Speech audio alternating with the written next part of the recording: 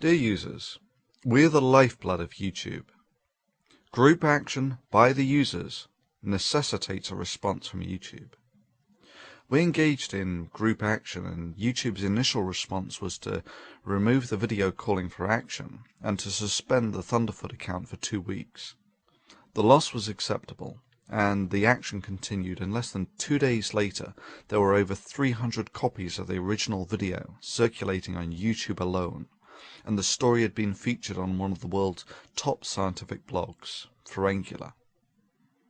YouTube has not directly contacted me, but their action in reinstating the Thunderfoot account and dropping the community guidelines violation accusations that they themselves had made suggests that YouTube may be regretting their initial course of action.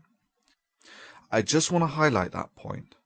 YouTube, a multinational billion-dollar megacorp, was willing to retract a community guidelines violation that they had lodged due to user action.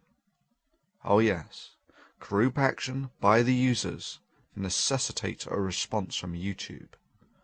Naturally, this action would have been ineffective without dissatisfied users. This action would have been redundant if YouTube's complaint system was not infuriating and ineffective. The effectiveness of this protest has alerted YouTube to the state of play. This being the case, I suggest that people now refrain from writing further letters to YouTube, at least at the current time. It is not our intent to damage YouTube.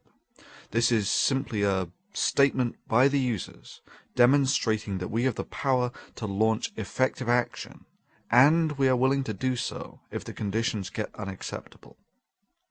All we want is a level playing field. All you want is to turn a profit.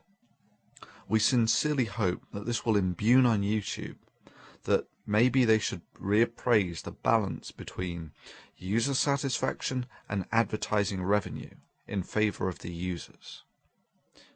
Naturally, YouTube will harden its soft points in future, and we have also learnt that YouTube would be only too happy to stomp on this sort of protest if they could, something that we will naturally take into consideration in any possible future protests.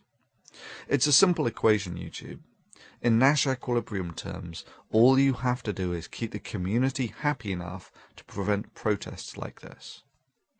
Regrettably, you've probably left it a little late, in that a community that feels harassed and beleaguered behaves in a far more cohesive fashion, again shifting the balance of power in favor of the users.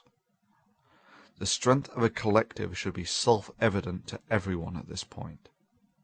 Our first order of business is to consolidate our position and strengthen our collective.